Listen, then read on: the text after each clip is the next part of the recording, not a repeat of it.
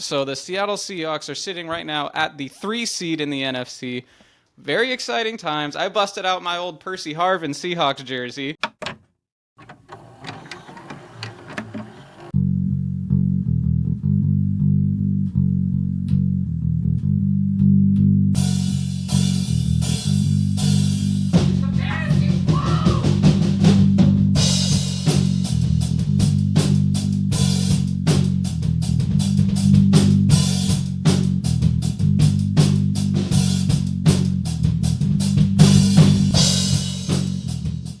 Austin, that's Andy, and we're coming off of week 12 already in the books. Yep, yep. A dozen. Jeez, season's like 2/3 of the way over. The regular season is at least, and what a week of football! I mean, I think we got to start off with some breaking news. The Seattle Seahawks are number one in their division. Let's Let's go! go. Let's go. It's an incredible turn of events. 6-5. Not the most incredible record in the league, but we're tied with the Cardinals. We're both at 6-5. We just beat them, so obviously we have the tiebreaker. Of the four division leaders in the NFC, we have the same record as the Atlanta Falcons, whom we destroyed earlier this year. So the Seattle Seahawks are sitting right now at the 3 seed in the NFC. Very exciting times. I busted out my old Percy Harvin Seahawks jersey from back in the glory days, just because I was feeling in the spirit. Andy, how was your weekend? Where were you when you witnessed the Seattle takeover of the NFC West? Yeah, I was just at home on the couch enjoying it. My mom had just left. She was here for the weekend, so got to spend some time with her, go out to dinner. We had a nice Friendsgiving at my wife's friend's house, so that was great. And then Ohio State got the win, All so right, all I'm right. really happy about that too. So can't complain, not one bit.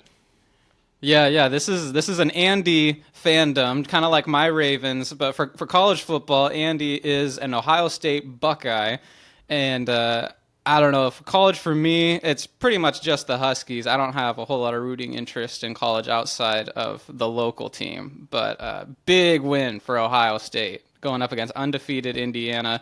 Took them down. I mean, they must have covered all the spreads. It was not even close. Yeah. So that was really cool to see. I kind of want to just see a rematch of Oregon and Ohio State. So I guess that's what I'm rooting for because that was the best game all season that Oregon ultimately won with like some sort of sneaky loophole in the rules. We don't Yeah, need to get into that, but yeah. I just want to see that happen again. I want to Oh, see I those would love teams it. go back at it. Team number one Yeah. and number two. Let's make it happen. Yes. Man, Yes. this weekend I did a bunch of like DIY stuff around the house. We're trying to rip up carpet and install some hardwood flooring. So all Ooh. Sunday, my wife and we were just like ripping up carpet. I was hauling it outside, and I told her, okay, we got a hard stop at 1:25 because that's when the Seahawks kick off. And so yeah, I worked up until 1:25, and then I was locked in, and it was a good game. It was a good game. First half was just a bunch of punting. Fortunately, we have one of the best punters in the game. That set them back over and over again. They had to drive the whole field, and Trey McBride couldn't do it all by himself. Seemed like everyone else got shut down. James Conner had a bad week. Marvin Harrison Jr. had a bad week. And the Seahawks defense, this is like almost a month straight of just dominance from the Seahawks defense, totally locked down. I mean, if you've been consuming any Seahawks content, you're being told like, oh, this is why they hired the coach that they hired. This is what he does. He simulates pressure. He confuses the opponent's offensive line, and he gets free rushers without having to blitz half of his defense, without having to commit half of his defense to the pass rush. He can still have numbers back and still find a way to get a free rusher, in this case, a free rusher towards Kyler Murray. And that worked over and over again. The combination of all the different players that we got in free agency that we traded for midseason, rookies. I mean, there was a lot of questions letting go of Bobby Wagner, letting go of Quandre Diggs before the season. all these vets that had really held us down. And yeah, our defense is just starting to click really well at the perfect time, in my opinion. Absolutely, yeah. Devin Witherspoon is just starring in his role.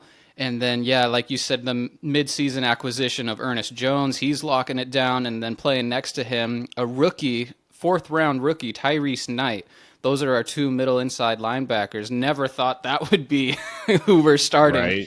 Right. But they look phenomenal. And we'll see. We get the Jets this week and then a rematch with the Cardinals after that. So Right. very exciting times. It could go south just as quickly as we went from fourth to first. I think this last week, we could do something similar this coming week. Like, who's to say? There's so many divisional games left to go, but so far the Seahawks are looking good. And in division, they beat the 49ers, and now we've beat the Cardinals. So Yeah, if we can split with Rams, if we can beat the Rams and then close out Arizona, I mean that would be huge for keeping that division lead. yeah, no one has the tiebreaker over us as it stands right now. So Right. that is huge. In our conference, the NFC, I think what stood out to me the most from this weekend, besides the Seahawks, was the Eagles' just dominance of the Rams on Sunday Night Football. I mean, that was a beatdown from start to finish. It was not even close, and it was both sides of the ball. It was the Eagles' offense, but it was also the Eagles' defense. And I kind of want to just highlight the Eagles' defense real quick. It was insane. Final score 37-20, and the Rams, they put some lipstick on the pig at the end of the game. Cooper Kupp got a garbage time touchdown, which us fantasy managers love that. Much appreciated. But the Eagles' defense was just playing out of their minds, and I want to talk about their two defensive backs that they drafted in rounds 1 and 2 of the 2024 rookie draft. Just incredible. Cooper DeJean in the second round he wasn't a starter to start the year, and they've allowed him to kind of like work his way in, and he has become a guy that strikes fear into opponents. And Quinyon Mitchell was like the star corner. If you remember, take us back to the actual rookie draft, which we reacted to live. The first 14 picks were offensive players. Yeah. So that was historic, first of all, and it pushed these amazing defensive players way back to where they ought not be. And Quinyon Mitchell, the best DB in the draft, goes to the Eagles, and teams just like aren't throwing to him. Like, he's already kind of reached that status, and it is just crazy. It's not fair. And I just wanted to say that since the bye week, the Philadelphia Eagles are 7-0. Like, it's them and the Lions. Those are the two hottest teams in the league. The Bills are right there as well. But, like, I feel like people aren't really giving the Eagles enough flowers. And they're definitely not giving Nick Sirianni enough flowers. Like, this was a guy people were ready to run out of town. Like, some people are saying he sucks. You cannot have this kind of success with incompetency at the top. Like, Nick Sirianni, he knows what he's doing. He might not be doing the right thing all the time, but these guys respond to him. And I've called the Eagles, I've called them a vibes team before. They're kind of front runners. When things are going well, they're going really well. And right now, I don't know who has it better than the Eagles. And maybe you can talk about the other side of the ball. Yeah, I mean, I would say after this game, I think they're getting the flowers they deserve. I think this game on a primetime game definitely gave them notice across the league. And I mean, like you said, to have Mitchell go towards the bottom of the draft, where just the year prior the Seahawks drafted the best DB in the draft at pick number 5. I mean, that just shows you that just proves your point even more. Just all these really good teams that draft at the very end, they got all these superstar studs at corner, at safety, at defensive linemen. Exactly, and I forgot to mention the year before they drafted Jalen Carter, who some people were calling the best player in the draft. They got him at, I think, 10th overall, and now he's probably their best player on defense. Yeah, So. I agree. Yep, that's I mean, what a mashup. And Cooper DeJean, I mean, second leading tackler for that game with six total tackles. I mean, that's just they have guys that can fly all over the field, and this is why I've been harping on the Eagles defense, because they are just, if we think the Seahawks defense is clicking, these guys are like two notches above us. So they are just all over the field, and I think they deserve their flowers, and they're getting them. And one guy in particular on the Eagles, we all know who we're going to talk about here, is Saquon Barkley. I mean, what a performance from him. Just this game alone, 26 carries, his own number, 255 yards, 2 touchdowns, a long rush of 72, as we all saw it. I mean, and just insane. 4 catches for 47 yards. I mean, this guy You said 255 yards. Yeah, he averaged just this game alone, he averaged 9.8 yards per carry. Isn't that Yeah. insane? Yes, that is insane. Yeah. It's And the Rams aren't a unreal. pushover. Like, this all happened against Sean McVay and the LA Rams, who were seen as like wild card contenders, right? And they absolutely destroyed them, and that was great to see. And yeah, I don't have any Saquon Barkley in fantasy football. I think you do. So congrats Yeah. to you. Congrats to anyone who bet on Saquon Barkley. It makes all the sense in the world, going from one of the worst offensive lines, one of the worst offenses in New York, to one of the best offensive lines with just an amazing assortment of weapons, including the quarterback, right? Like, it was just such a recipe for success. And I think the one worry at the time going back was like, well, he was the focal point of the Giants offense. Now there's a lot of mouths to feed in Philadelphia. That was kind of the counter argument of why not to draft Saquon Barkley. But he is the number one priority of this team, to the detriment of Hurts' fantasy numbers, to the detriment of Dallas Goedert, of a lot of people. You know, when he takes the Right. handoff at the start of the drive and just runs 70 yards down the field and scores, there's not a whole lot left for anyone else, you know. But he's getting Yeah. his, and he might be getting his own trophy. It's kind of just a matter of which trophy it is now. You know, is it Right. Offensive Player of the Year or is it MVP? Or is it a different type of trophy? My overreaction is that he will break Eric Dickerson's single season rushing yards of 2,104 yards. So he's at 1392 right now. So that's 712 yards to go, and he has 6 games left. So he needs to average 119 yards per game for him to beat the record. And I think he's going to do it. He's obviously going for it. He's made it public that he wants to beat that Oh, he record. has. Wow. So, yeah, he wants. I think he's going to do it this year. Jeez. I mean, so he ran for 255 yards this week. You said he needs to average, what, 115? 119. 119. Okay, so if he has another 255 yard performance, then he can afford to take an entire week off. like, Yes.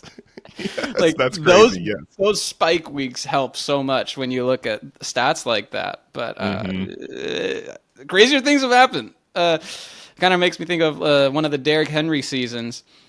He was not on pace to get 2,000 yards, and then he just ripped off like 150 yards, 150 yards, Oh my 150 gosh, yards. yeah. And then he eventually got there. He got over 2,000 on the year. Wow. Yeah. I think he'll hit over 2,000, and I think he'll hit over 2,105. All right. I mean, I don't think that's an overreaction. I think it's a bold take for sure. I Yeah, think if it's- you were to it's a- bet on it, you'd get some pretty nice odds there. But Ooh, I didn't even think about that. we'll see, man. How about the AFC? Do you have any thoughts of what went down this weekend? Yeah. I first was gonna react to the Steelers game with that snow globe. They're calling it the snow globe game against the Browns that Thursday night that just happened. Yeah, we don't gotta talk about that. Yeah. That, I mean, I'm gonna just give the Steelers a pass. I'm gonna move forward to the Texans, and I'm gonna say that they are not playoff ready. They are probably going to make the playoffs, but they are not ready to be in the playoffs.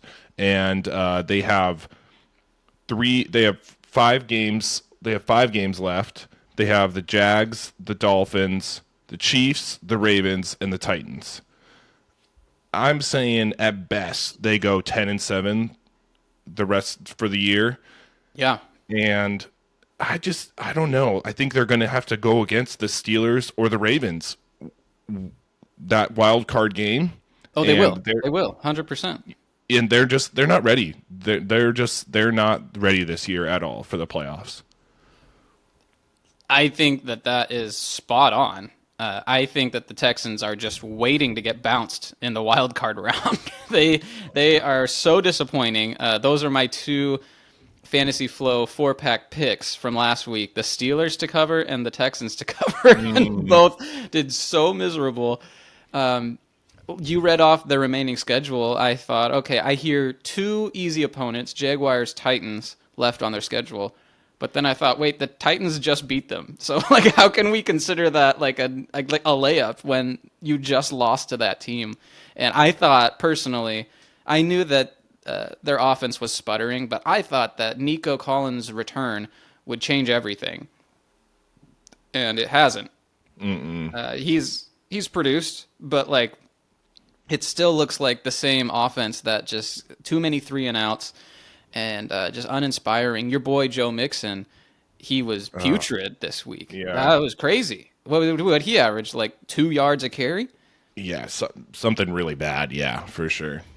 Yeah, no, I totally agree. And their defense just keeps trying to bail them out over and over again. Their defense has scored a touchdown each of the last 2 weeks, but clearly that's not enough. Like, the offense needs to handle its business at some point. And kind of along the same lines, if we're ready to move on, are we? Because I wanted to talk about a different AFC wildcard team.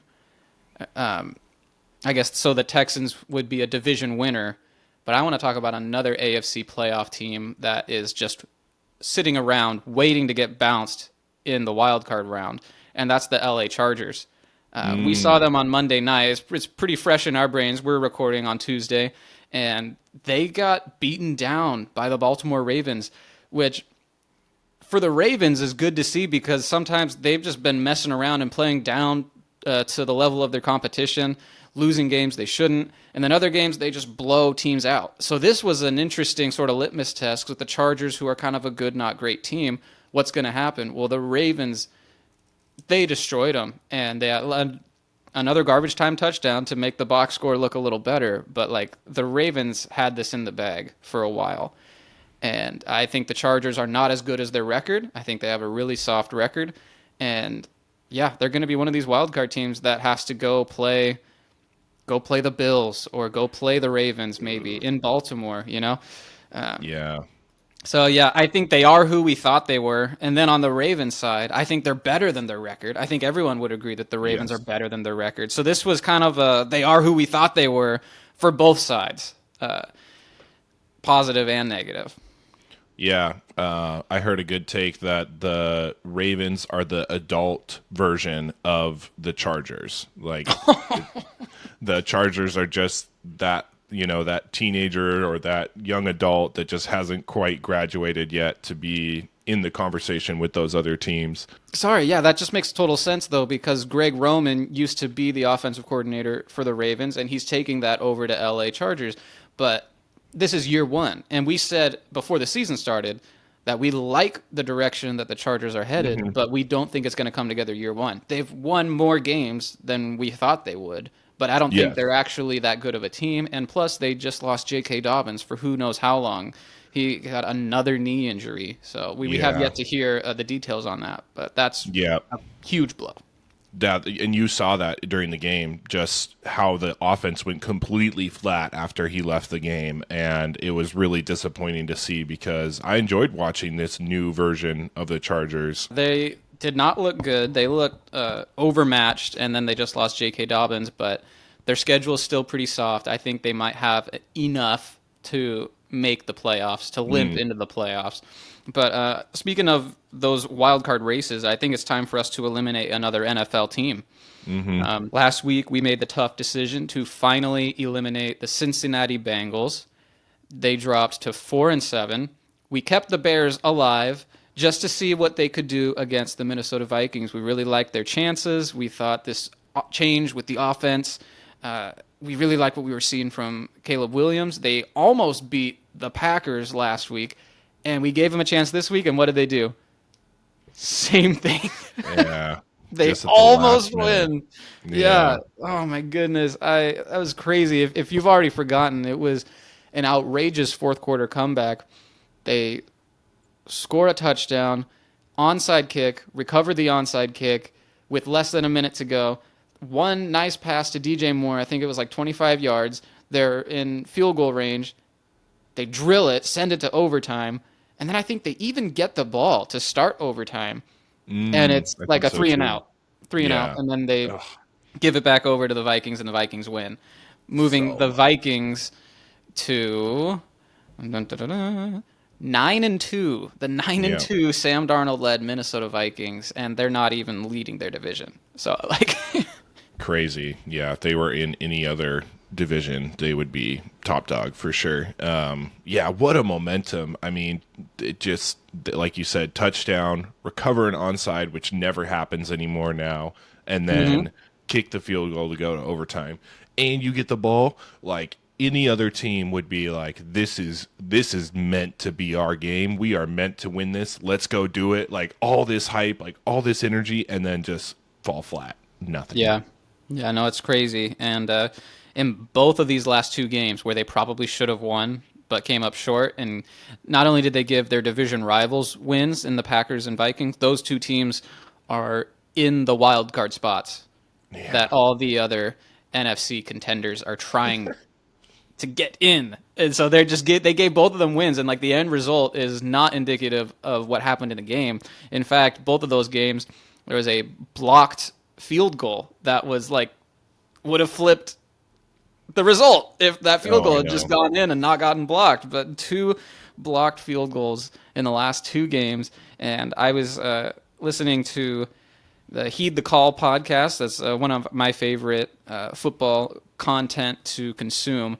And they said that those two blocked field goals, different teams, mind you, it was the exact same alignment for the Bears, same numbers, same players in the same positions, and they allowed it to get blocked in the exact same way. It was like there was no adjustment. The Bears, this is an easy one. We're eliminating the Bears. No chance. You gone. Now, now it gets dicey. And I'm glad we have one more week of games to watch before we have to make a decision, but it's going to be a hard decision. I don't know how much longer we can keep alive every member of the NFC West. And you mentioned the Colts earlier on the other side. If they drop one more game, we might have to consider them. Yeah, I mean, I said last episode that San Francisco isn't making the playoffs, so that was my overreaction. So I'm definitely okay to head that direction after this week when they play the Bills. Now that we've eliminated an NFL team, I think we should give the listeners an update to our Guillotine Listener League. And this week, we lost BAG3, also known as Bruce, also known as my father. This was his first time ever playing fantasy football. I asked him to join, and he did, and he had an absolute blast, and he made it so much farther than either one of us thought he would. Right? He drafted Lamar Jackson, Alvin Kamara. He just like the top tier players at their position for the first half of the year, and it was just really cool to see him go on that run. And he had Lamar Jackson, Derrick Henry, and Zay Flowers all going in Monday Night Football. He needed 50 points. I think he needed 52 points, and he got exactly 50. And that was just heartbreaking. So close. So close. You got to think that, oh, those guys are going to get there. And yeah, they just were an inch or two short. Yeah, and that sucks for him, but that is what makes Guillotine League so much fun, is because everyone in the league cares about this matchup. Ultimately, between him and the next lowest team is who's going to get chopped, whose season is going to be over, and we're watching the drives and like, oh man, I mean, just Checking the points. yeah, who got the touchdowns? Because the Ravens had a great week. Is you'd think this would be a great week to have three Baltimore Ravens going, but who got the touchdowns? It was Justice Hill, Mark Andrews, and Rashad Bateman. This was the first Yeah. game all year that Derrick Henry did not score a touchdown. Oh, yeah, that's right. Now that you say that, yep. That's crazy. And my dad also had Christian McCaffrey going, and Christian McCaffrey has never scored a touchdown since he Oh, returned to the field. He's been getting what all a the work, but he just hasn't found the end zone yet. So what a disappointment he has been for fantasy football. seriously, seriously. And he also had Brian Robinson going, who left the game early with Yeah. an injury. So Yeah. all It was a around tough bad luck. I think that's the case for most of us who get chopped. You just have a week like that, and it's over. All right. Moment of silence for Pops. The tribe has spoken. Then there were six. Oh, baby, let's go. Yeah, it's getting real exciting. Every team is looking pretty stacked at this point.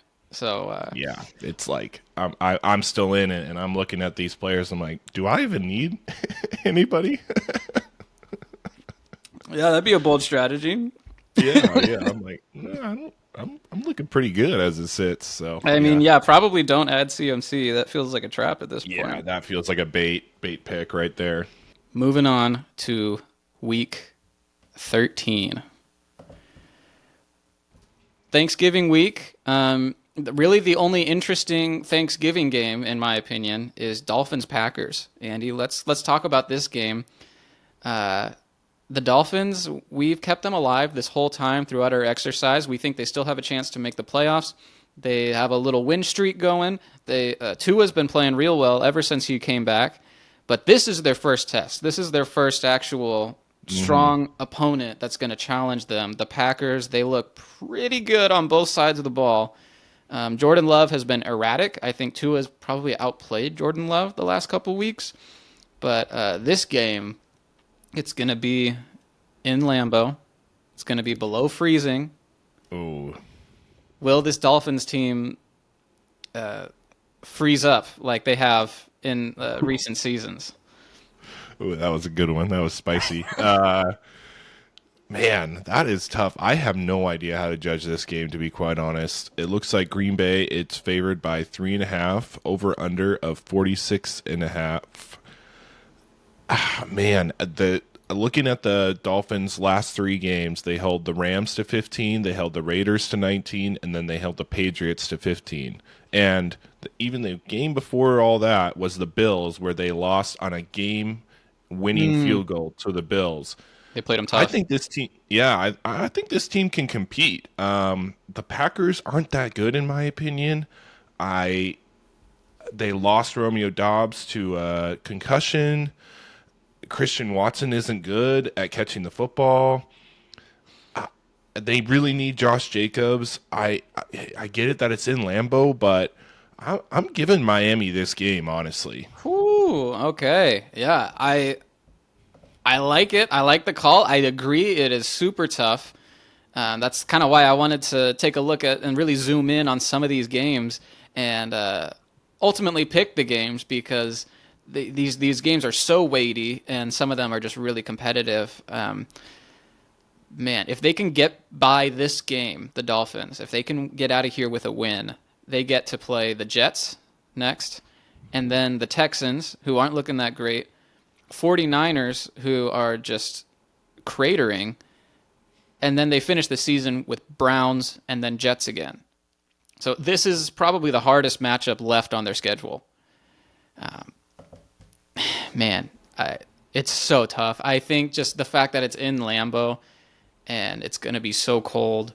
I, if we get a good Jordan Love game, then I think the Packers win. I think if we get a bad Jordan Love game with multiple turnovers, then I could easily see the Dolphins coming out of here with a win. But I'm going to pick the Packers here, and it's Okay. because the Packers defense is just so good at forcing turnovers. They have been all season, whether it's interceptions or forced fumbles.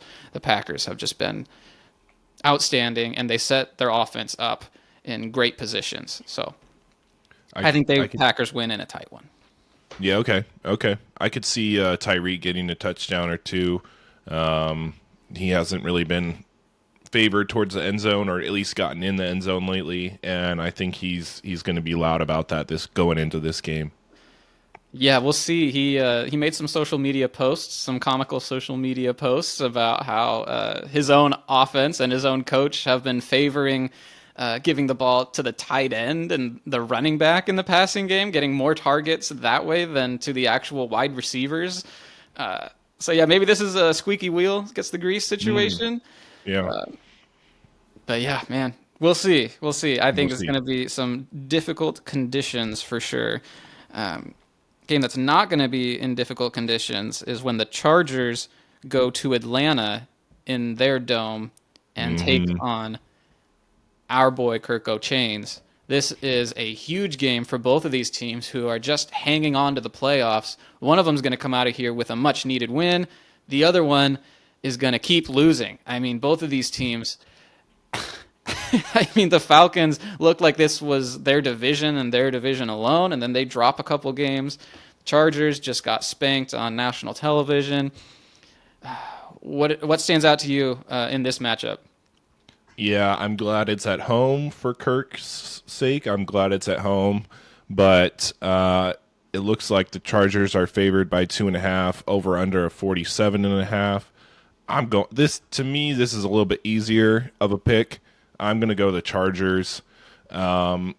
The the Falcons, something's wrong with the Falcons, and I can't tell if it's just the first year head coach. I can't. I mean, it's probably the obvious defense, but Kirk has just not been able to stay consistent, and I'm betting that this week is going to be another tough outing for Kirk Cousins.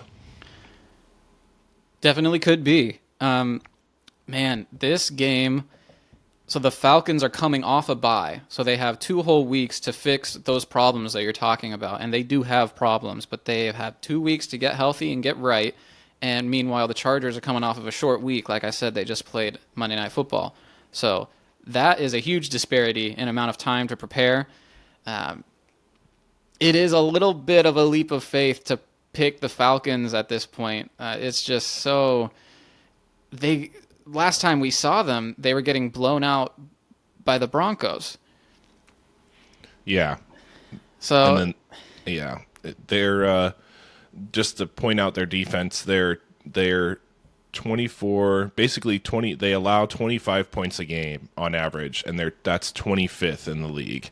And guess who's been scoring about 25 to 23 points every game? The Chargers. The last 5 games, they've averaged around that mark. So the Falcons are going to need to score a lot, in my opinion, to keep up with the Chargers. And I just don't see that. I just don't know if Kirk and the Atlanta offense can do that. yeah, see, I mean, they have the guys, right? Like they have Bijan, they Yeah. have Pitts, they have all these names, but Yeah. they haven't really put it together. But I'm going to go out on a limb and I'm going to take the Falcons. I think that Okay. with so much time to prepare, the Chargers losing J.K. Dobbins, the Chargers have such little time to figure out a new game plan.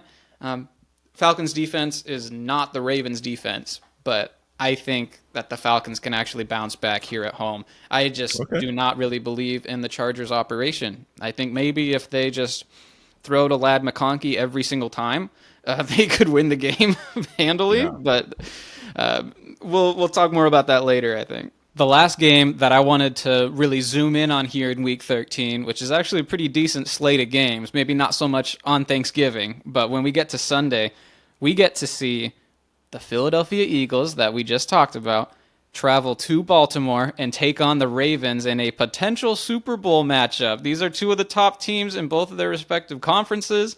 Pretty rare matchup, Battle of the Birds. And Andy, I want to know what happens when an unstoppable force like Saquon Barkley goes up against an immovable object that is the Ravens' run defense. I think he has his day. Like I said, he needs You to act. He must, just yeah, if he's getting 2,100 yards on the season. right, yeah. So as long as he gets 119, 120 yards, I think he will. So Yeah, the Baltimore is favored by 3, 50.5 points over under. So Vegas is expecting this game to blow up, which I think it will. I think it will be a lot of offense, but I'm giving the edge to Philadelphia here. I mean, this is just they're clicking way better.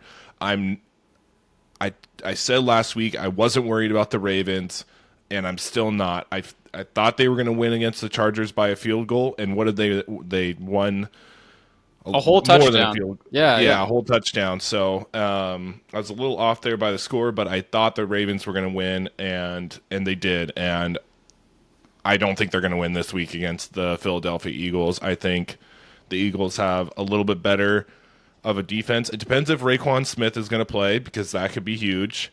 They did just lose Brandon Graham for the year, which is devastating because his replacement that they went and signed, Bryce Huff, is also done for the year. So, but man, the Eagles are just they are on a roll, and I don't know. This might be the game that stop that roll, but I'm not betting against them right now.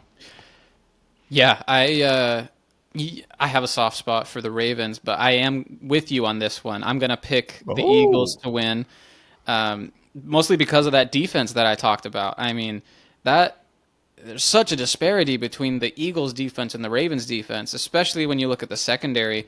Um, yeah, that is the total strength of the Eagles defense, and I just don't know. Man, you have Derrick Henry on the other side. yeah, It's going to be a challenge. It's going to be a challenge for both teams. I mean, Jalen Hurts, Lamar Jackson, like this is just an insane matchup, and no matter who's on the field, we're going to be seeing just the best of what the NFL has to offer right now, and I'm so here for it. Um, but yeah, I just think that the Eagles are a little bit more well-rounded right now. hmm Um, hmm and yeah, not super worried about the Ravens. If they can win this game, then I think that they are well in line to win their division. With the Steelers dropping that yes, game last week, and they still get to play each other one more time. Um, but yep. man, yeah, no, this game's going to be intense, and hopefully Devonta Smith will be back because they're going to need him to really exploit the Ravens secondary. Yeah, I mean, they didn't seem like they missed him at all against the Rams, which was crazy. So as long as Saquon's out there and running through people and jumping backwards over people, I don't think it matters. Yeah, yeah, that's insane. You're right. And Saquon does a lot of his damage in the passing game too. Hmm. Unlike Derrick Henry, who I Right, believe exactly. Derrick Henry scored 14 fantasy points in PPR leagues with 140 rushing yards.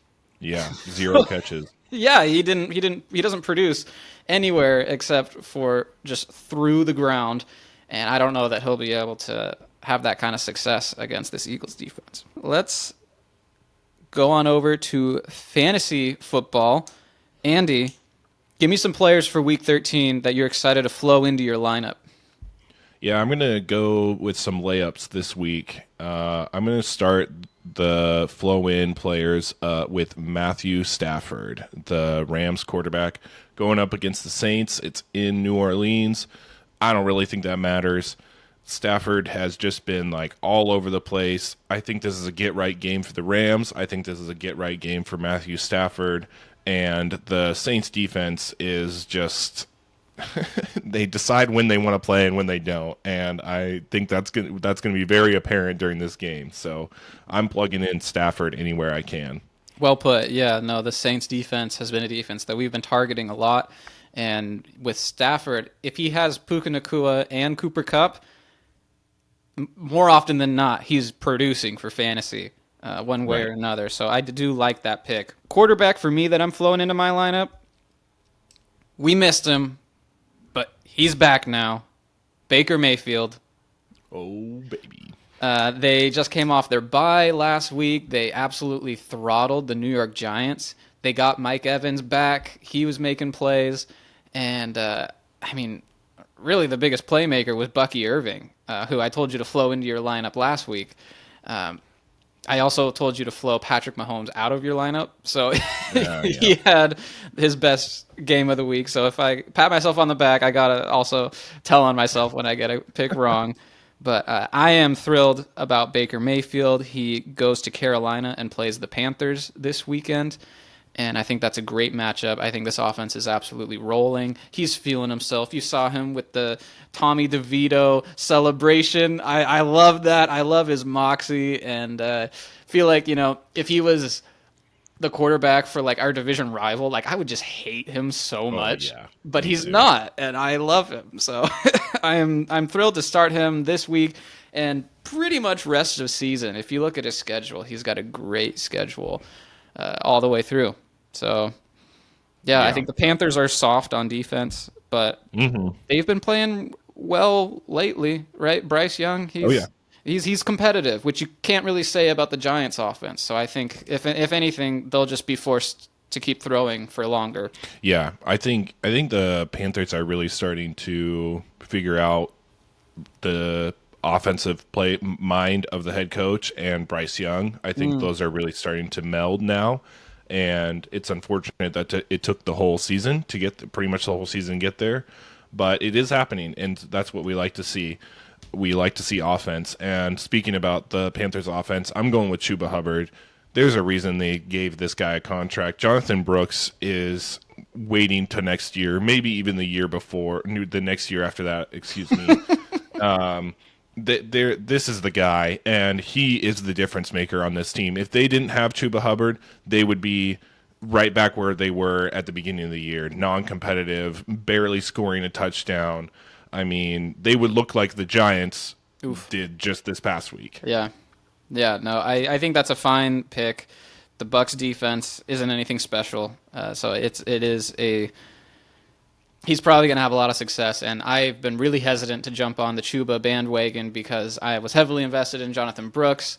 I suffered from a little bit of take lock when it comes to Chuba Hubbard because he was bad his first couple years in the league, but clearly not anymore. I mean, all year he's been very reliable and very productive. So I think that's a good pick. I don't have any running backs in this list this week. I'm going wide receiver, and I'm going Lad McConkey against the Falcons. I think, I know I picked the Falcons to win, but I just think with no J.K. Dobbins, they are going to need to just allow Herbert to just go nuts. And the passing game, they need to rely on the passing game to win this game. And the passing game, I want to talk about what happened on Monday. Quentin Johnston was Oh. 0 for 5. Everyone wants to talk about the drops. I want to talk about the fact that he never actually caught a single pass in the game. He was 0 for 5 when targeted. Josh Palmer, he was targeted 8 times, and he caught 3 of them. So that's 3 for 8 for Josh Palmer. Jalen Rager is out here getting targets. He was 2 for 4. Lad McConkey is just over here. He was 6 for 6. He caught all passes thrown his way. And I just don't know how the good coaching that exists in that building doesn't look at that and just say, we need to give Lad a minimum of 10 targets every single game. Yeah, you would hope. I agree with that type of mindset, but he hasn't scored a touchdown in a month. Hey, It's that means he's due. He's due for a Exactly. touchdown. Exactly. So, yeah, he is. I think he has a nice, safe floor, and against this Falcons team that just allows points for the other team, I think he could easily find his way into the end zone. Yeah, it's a great matchup in a cozy dome. And I literally have that written down in my notes that he's due for a touchdown. So Yeah, that's great. That's awesome. I'm gonna go a wide receiver. I think you're wearing his jersey number, his JSN for the Seahawks. I know it's probably already apparent. I hope you've been starting this guy already for the last couple weeks. But Seahawks are like the number one passing offense in the league, and JSN has clearly cemented himself as the one, at least the 1B on this team.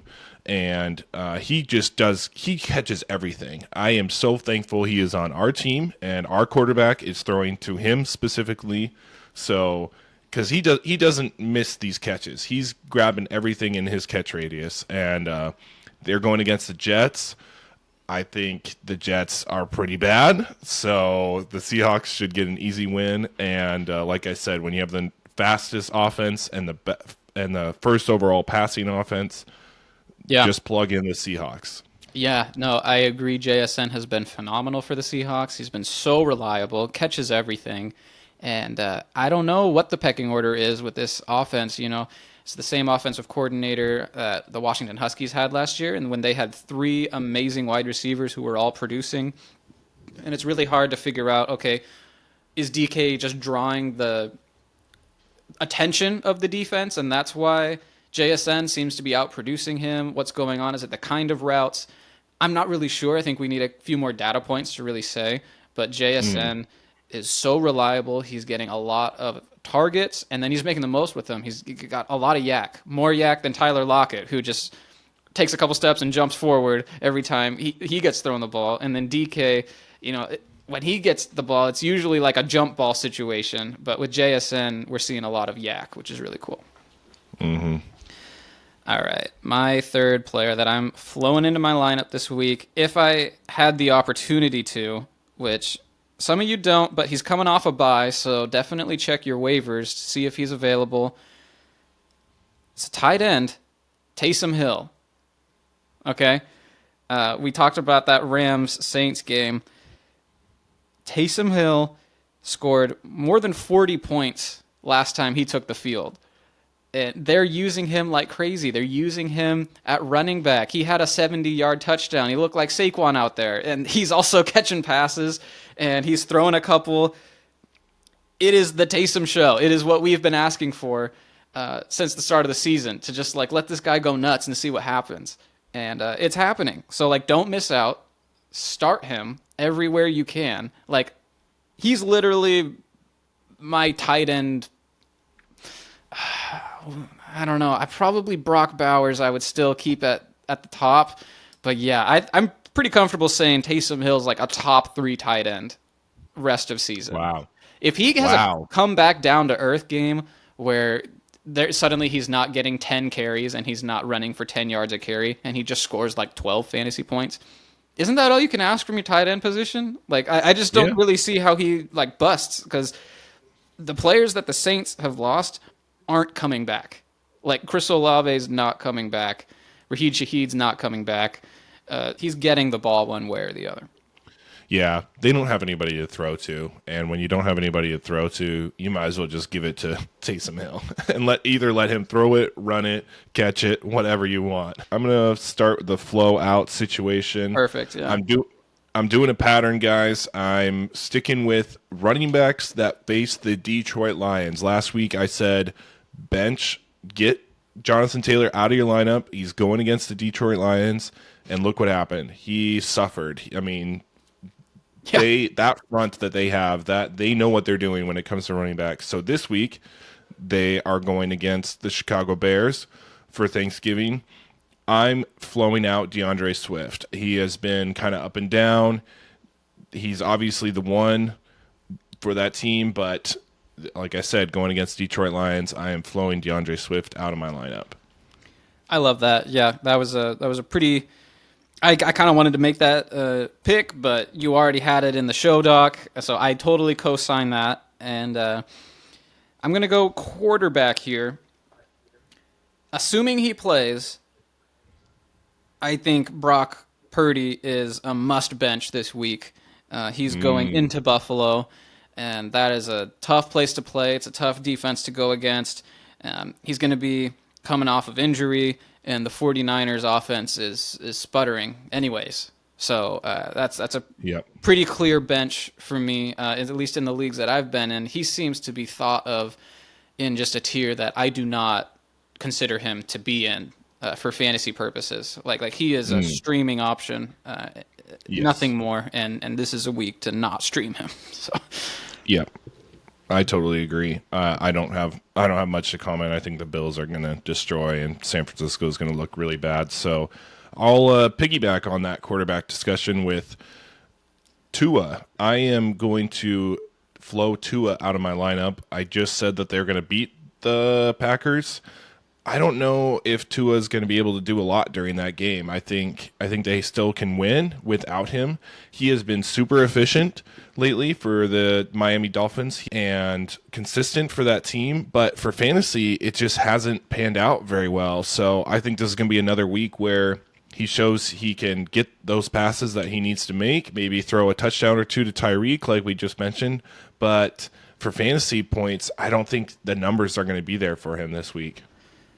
Yeah, I mean, I picked the Packers in that game mostly because of their defense. I mean, it's a really good group. They force a lot of turnovers, Right. so I think that's a great call, especially with the weather and the conditions being what they'll be.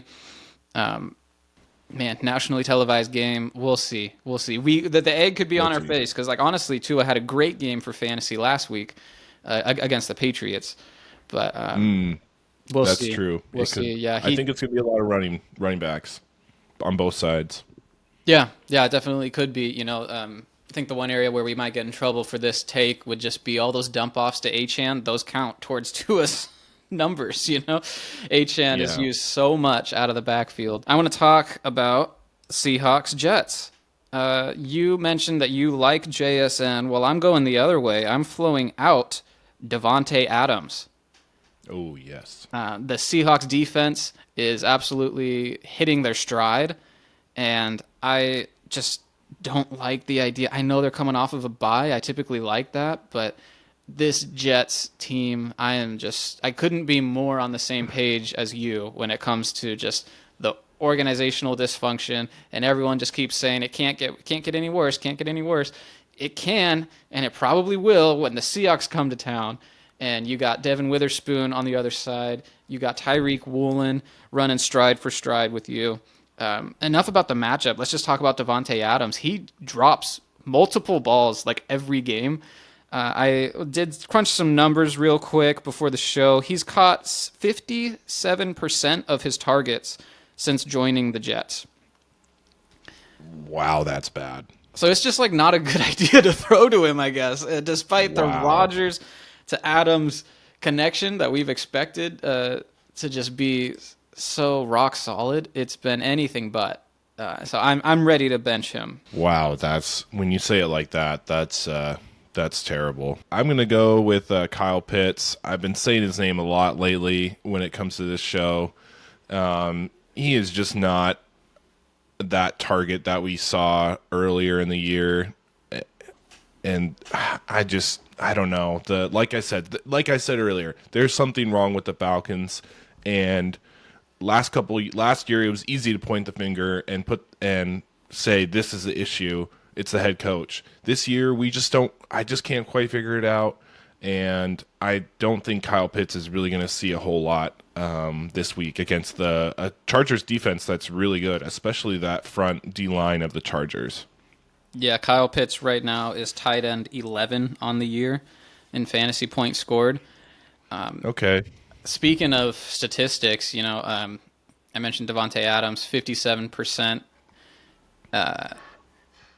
Adding Kyle Pitts to our flow out segment really boosts our numbers. I say we just do that every week. I say we just tell people to flow Kyle Pitts out of their lineup every week. Oh, boy. That way, our percentages, we can pad those numbers a little bit. Thanks to Kyle Pitts.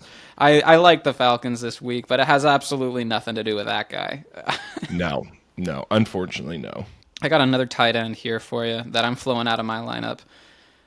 It's Mark Andrews against the Eagles. Wow. I know I just talked about how good of a matchup this is going to be, and I'm so excited for this game. I also talked about how difficult of a matchup this Eagles defense represents, and they're especially stingy against tight ends. Mark Andrews, he caught a touchdown last week, and I'm just saying don't chase those points. Don't fall for it. Find yourself a different option. Find yourself a Taysom Hill. Find yourself a Jonnu Smith. Right. Hey, just wanted to jump in here real quick to remind you all about our partnership with BETSTAMP. If you're ready to take your sports betting to the next level and you want to support our show, we highly recommend signing up for your next sportsbook through the show's Signup Expert link in the description. This will allow you to take advantage of many new user offers available. And don't forget to bet responsibly by tracking all of your bets and getting yourself the best odds through the BetStamp app. Back to the show! It is time for everyone's favorite segment for the Fantasy Flow. It is our Fantasy Flow 4-pack of game picks. For the uninitiated, that is 4 picks, 2 from me, 2 from Andy. And these are game picks against the Vegas point spread. So who's going to cover that point spread? Andy, get us started, man. We need a win. We need a good 4-0 week. I'm putting that out there into the universe. Week 13, unlucky 13. It's going to be unlucky for Vegas. Let's go. Let's get it started. I'm going to go with the Minnesota Vikings, favored 3.5 points against the Arizona Cardinals. Minnesota is rolling. Arizona is a roller coaster of a team. One week they're on fire. The next they come out super flat. Vikings have a great defense. They're 9-2 for a reason. It's in Minnesota. I think Minnesota can easily win by 4 or more. I love it. My pick, I was pretty shocked when I saw this line. Seahawks only -2.5 going to the Meadowlands against the Jets. Seahawks can win by a field goal. Come on. Oh, yeah. Come on. Yeah. What do you mean? We're the 3 seed in the NFC. Gonna disrespect us like that? Only 2.5 with the Jets? Come on. Yeah. There's no way this goes wrong. That like this Seahawks podcast picks the Seahawks to cover the spread. Right. There's no way it goes wrong. Right, I agree. It's supposed to be 37 degrees. It's supposed to be pretty cold, but the Seahawks are killer on the road, so I'm all about it. Exactly. I'm going to go with my second pick. I'm going to go Buffalo -7 against the San Francisco 49ers. Again, I'm picking the home team that's favored. It's in Buffalo. Sunday Night Football. Who knows if Brock Purdy's playing? I don't really care. The San Francisco 49ers are just reeling in the wrong direction, and Buffalo's coming off a bye. Josh Allen, what a game. Buffalo's definitely winning by more than 7. I think that the betting public is in just kind of a state of disbelief when it comes to this 49ers team. They just can't fathom that the team that's been in multiple Super Bowls lately is underdogs by 7.5 points. But the reality of the situation is that, I mean, even if Purdy plays, like this is just not close. The Bills are the hottest team in the AFC. With our 4th and final game pick, do I do it again? I picked the Steelers last week, and they banged me against the Browns. It was a weird weather game, a lot of excuses being made, and I see the line. They are so the 8-3 Steelers are 3.5 point underdogs against the 4-7 Bengals. So that is sticker shock to me. When I saw that, I was like, whoa, the Steelers are underdogs. You could tease that line a little bit, give yourself a field goal to play with. But it's Joe Burrow. Joe Burrow's at home. He has all of his weapons, right? T. Higgins is healthy. That offense is rolling. So I don't know. It's either we go there, either I double down on the Steelers 2 weeks in a row, or, and I want your opinion on this, Andy, we totally pivot, go totally off book, and we take the Raiders plus 12.5 points at Arrowhead. God. No, that's No? God. No, no way. I mean, they're both divisional games, I guess, but man, I think they got. Think about Aiden that O'Connell. rivalry. Max Crosby taking on Patrick Mahomes. Divisional game. It gets weird, and you get 12.5 points. The Chiefs hate to cover. They love these little close, stupid wins. That's true. That's true. Okay. You got me right there, right when you said that. That's a good point. I don't believe in the Steelers this game. It's a really tough divisional game. The Steelers could easily give away the division lead these next couple weeks. So yes, let's go the Raiders. All right, let's go crazy. They lost their quarterback Gardner Minshew for the year. He broke his collarbone. But looks like they're going to bring back Aiden O'Connell off of injured reserve. So Right. this is assuming that Aiden O'Connell is healthy. Honestly, throughout the year, haven't noticed a huge difference between the two in terms of the team's offensive production. I think Minshew's a little more consistent. Aiden O'Connell's a little more boom bust. But I think with all that time to heal up, thanks for hanging out with us. Good luck to everyone out there this week for your teams, your fantasy teams, all your parlays, whatever it is. It's been a blast. Happy Thanksgiving, Andy. Happy Thanksgiving. Thanks, everybody. See ya.